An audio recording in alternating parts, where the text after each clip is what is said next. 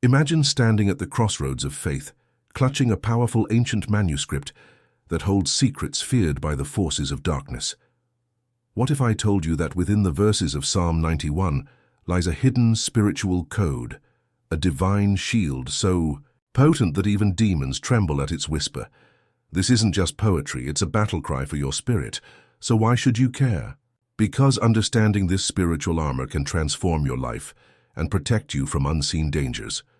Join me on this journey of revelation, and don't forget to subscribe. We want to hear from you. Where are you from? What miracles has Jesus done in your life, or what are your thoughts on this powerful psalm? May Jesus bless you always, and remember, He is with you through it all.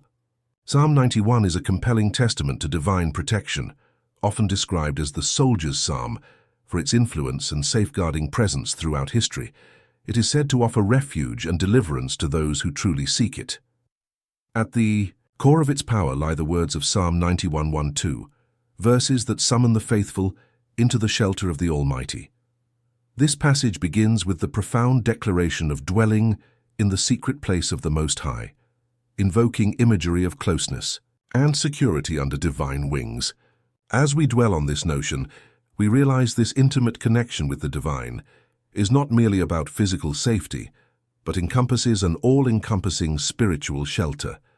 To dwell signifies one's entire being residing with God, mind, heart, and spirit wrapped in His presence. It's suggested by ancient Jewish mystics and scholars that within these verses lies a divine formula, an esoteric key that unlocks supernatural protection. In dissecting these passages, one begins to comprehend the timelessness of God's promise. Consider the story of Daniel in the lion's den, recorded in Daniel 6:22.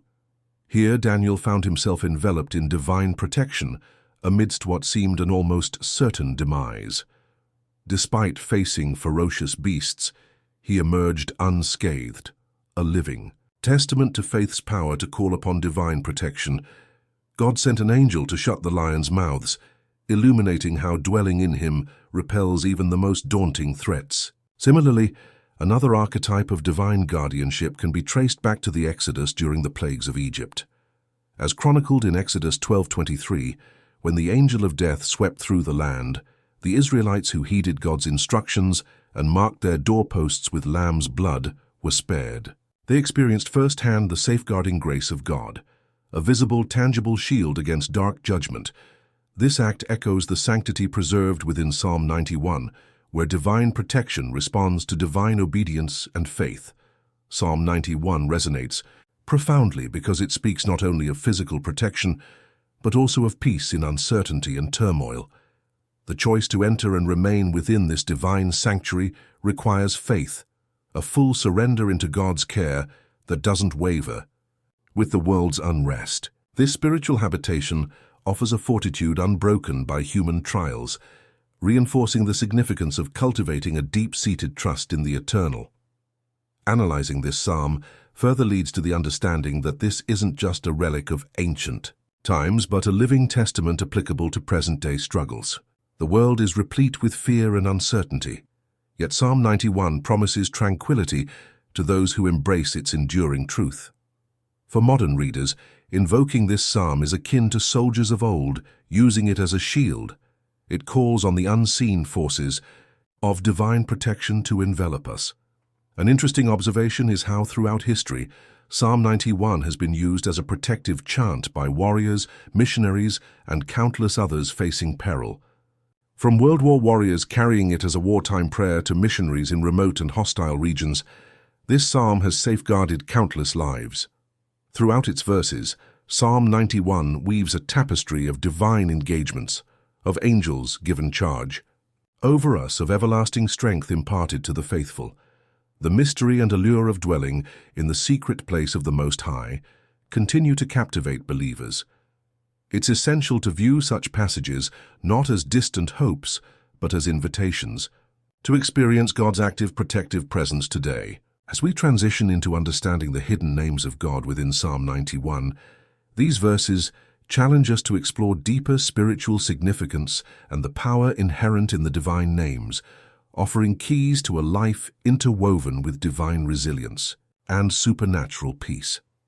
Thus, Psalm 91 remains a cornerstone for those seeking refuge in the divine, assuring them that by dwelling within this sacred space, they harness an ancient bond. Through faith and the profound words of Psalm 91, the supernatural becomes a daily reality, offering fortitude that transcends mere human endurance. Within the mystical enclave of Psalm 91's verses lies a powerful fourfold invocation of the divine, woven with intent and ancient wisdom. The names Most High, Almighty Lord and my God. These names are not mere titles or classifications. They resonate with a profundity that speaks to both divine grandeur and intimate proximity, keys unlocking the storied gates of celestial power. The act of naming in the Hebrew tradition carries with it weighty significance, not just in the spiritual realm but within the fabric of creation itself. The names of God within Psalm 91 are a tapestry of divine appellations that enshroud the seeker in layers of heavenly protection and favor. The first invoked name, Most High, El Elyon in Hebrew, immediately draws our attention upwards, beyond the earthly to the transcendent. Geographically, it points to the heights, but spiritually, it directs our spirits to the ultimate supremacy of God's power and judgment. It speaks to God's sovereign control over every facet of creation. Those who dwell in the secret place of the Most High choose not to abide in fear, but to trust under His supreme governance, a concept echoed in nature, as eagles soar untouched in the highest realms. Almighty, translated from the Hebrew Shaddai, envelops the scripture in the Shekinah, the dwelling or settling of divine presence. It suggests a God of immanence, the protector, whose might encompasses all adversities. The Almighty is a name infused with nurture and provision, encapsulating God's ability to satisfy the deepest needs of humanity. Next, we speak of the Lord, which invokes the sacred tetragrammaton, YHWH, the ineffable name of God. More than a name, it is considered a divine statement of being. I am that I am. This name is the very breath of existence, a whisper of the eternal presence. It is a reminder that God is constant, unchanging, and eternally faithful, with a holy reverence that causes demonic forces to tremble. The utterance of YHWH reverberates with a divine frequency that resonates through the ages. Its presence within the psalm is a reminder of the covenantal relationship between God and His people. Coupled with these is my God, an affirmation of personal devotion and relationship. The Hebrew Elohai integrates the divine into the personal, transcending theological discourse to establish a direct, unbreakable bond between the believer and the Creator. This dynamic interaction makes it clear that God is not just high, above or powerful, but intimately involved with every individual who calls upon His name. This union of divine names in Psalm 91 is a theological symphony, energizing the believer with the essence of who God is and how He operates within the cosmos and personal existence. It parallels Proverbs 18:10, which asserts, "The name of the Lord is a strong tower. The righteous run to it and are safe." Here, the name itself is not just identification, but a fortress, an anchor amid life's turbulence. In the New Testament, Jesus exemplifies the power imbued in God's name. When His disciples marveled at their newfound authority over demons, as illustrated in Luke 10:17, it was through the invocation of His name that spirits fled and afflictions were healed. This was not mere ritual, but an alignment with divine authority passed through the ages, a heritage of power secured by understanding the significance of God's name. The Apostle Paul would echo this necessity of understanding and invoking divine power, reminding us that our struggle is not against flesh and blood, but against oppressive spiritual forces. Thus, the names of God in Psalm 91 serve as a blueprint for spiritual warfare, a reminder that our utterances can shift the currents of battle in favor of the divine. For those seeking to tap into this ancient power, Psalm 91 offers more than solace. It beckons action and faith, urging believers to stand within the mighty fortress of God's name and promises. As modern spiritual warriors navigate an unseen battlefield, the recognition and invocation of these names become pivotal. They are not mere words, but portals to divine righteousness, sheltering under wings that cannot falter. As we navigate each description, delve into the semantics and spiritual undertones, we recognize that Psalm 91 is not just a psalm of protection. It is a guide to understanding the profound reach of divine nomenclature and how it is an active participant in the drama of human experiences, inviting us to lean into these hidden messages. For in doing so, we do not merely call upon God. We align ourselves with His nature, embracing a heritage of divine power that predates history and transcends it. With this realization, we find ourselves equipped against the snares of darkness, standing firm upon a foundation that was laid from the very beginning. In the mystical tapestry of Psalm 91, verses 3 to 7, we are granted a glimpse into the often overlooked, yet profoundly significant spiritual warfare that rages beyond the veil of our visible world. Picture this: the wicked snare, the unseen snare of the fowler, plagues that move silently, arrows that fly by day, and destruction that lurks in darkness. These vivid descriptions are not mere metaphors, but echo the formidable reality of spiritual battles that fervently challenge the spirit and the flesh. The disturbances are pervasive, unsettling the very core of our being. What appears as mere adversity in our lives often bears the hallmarks of a more sinister origin, rooted in the demonic attempts to rattle our spiritual foundation. Psalm 91 tells us that it is the Lord's refuge that offers escape from the snare and safety from deadly pestilence. But why such an elaborate imagery? Because there exists a chaotic realm of principalities and powers, each vying to cloud our understanding of this divine safeguard, to obscure the powerful solace it brings. Connecting Psalm 91's unseen enemies and their assaults to Ephesians 6:12, we are poignantly reminded that our struggle is not against flesh and blood, but against the rulers, against the authorities, against the powers of this dark world. The spiritual realm is abuzz with activity, much of it aimed at twisting and distracting, at keeping the truth hidden from the eyes of those who are called to see. Our adversaries are not always of flesh. They are spirits, often lurking, sometimes deceiving, and always opposing those who seek divine refuge in Psalm 91. This spiritual warfare requires more than human strength. It demands divine empowerment that Psalm 91 so richly offers. It's a glorious blueprint of spiritual authority, encapsulating a promise of deliverance that sends tremors through the camps of darkness. Yet, demonic forces are all too aware of this scripture's potency and often devise strategies to keep believers unaware of its power. They cast doubt, instill fear, and perpetuate ignorance to prevent its divine promises from being wielded by those who are under threat. Consider stories of those who've dared to stand their ground, immersing themselves in the promises of Psalm 91 during times of dire crisis. There's a remarkable account of a soldier stationed in extreme combat conditions who recited Psalm 91 daily. While chaos ensued and danger seemed imminent, he recounts surviving against all odds, crediting the divine shield that the psalm had promised. His story is echoed by many who have faced life-threatening situations, from natural disasters to violent encounters, emerging unscathed, testimonies to the psalm's unerring protection when invoked with unwavering faith. These testimonies are not mere coincidences, but a testament that Psalm 91 is our spiritual fortress. Inundated by arrows that seek to pierce our soul, by whispers that wish to deceive, we are fortified by its power. It is more than just comfort. It is an invocation of the Most High's authority, a call for heavenly intervention that breaks chains and grants believers sanctuary against spiritual storms. Understanding and using Psalm 91 in the context of spiritual warfare requires one to engage with it as a dynamic shield, declaring its promises in the very face of the unseen adversaries. It is this understanding that transforms a believer from being merely defensive to offensively empowered, courageously resisting the ploys of darkness. The spiritual battlefield requires nothing less than a symphony between divine promises and human faith that Psalm 91 offers in abundance. As you dwell on the power of this scripture, remember its purpose. It is your spiritual armor, awaiting your voice to activate it in moments of need.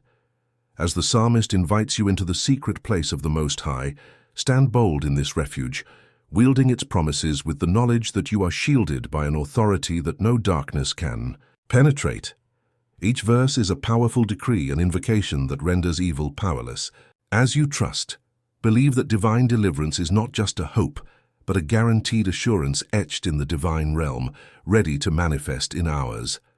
Embrace Psalm 91 with the confidence it demands and offers.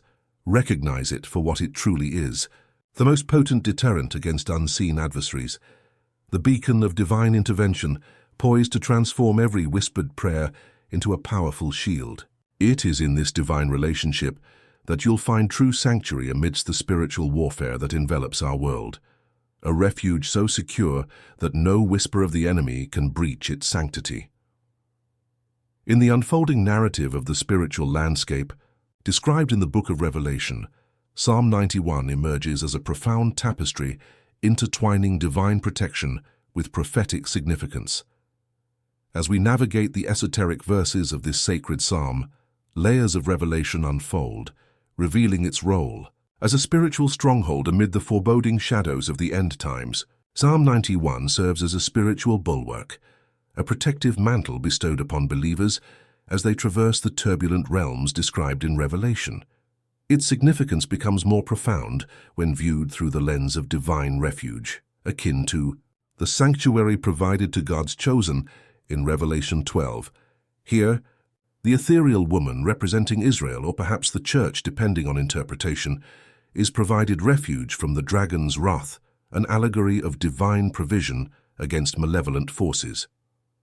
The promises enshrined in Psalm 91, from deliverance, from snares to protection from plagues, echo the divine intervention seen in the eschatological narrative.